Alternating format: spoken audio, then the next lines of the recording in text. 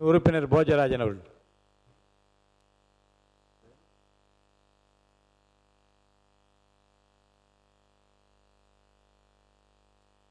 மாண்புமிகு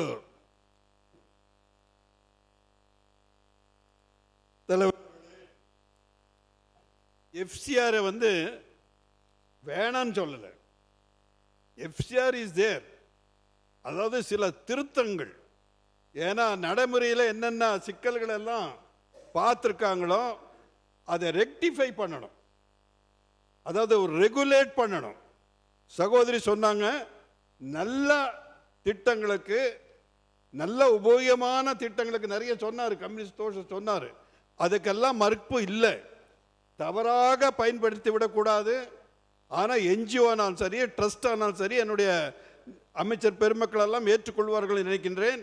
சில சட்ட திட்டங்கள் இருக்கு, ரெனியூவல் இருக்கு, அதாவது அது ஒரு எக்ஸிஸ்டன்ஸ் வேணும்னா ஒரு ரெகுலேஷன் இருக்கு.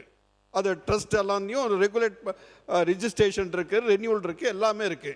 அந்த மாதிரி ஒன்றும் பண்ணாமல் ஒரு பணத்தை எல்லாம் பெறுறது, சரியான அக்கௌண்டபிலிட்டி இல்லாமல் அப்படியெல்லாம் இருக்கக்கூடாதுன்றதுக்காக சில திருத்தங்களை தான் கொண்டாடுறாங்களே தவிர, FCR நல்ல இந்த மாதிரி சமூக திட்டங்களுக்காக வர்ற பணத்தை மத்திய அரசு நிச்சயமாக அவங்க எதிர்க்க கிடையாது.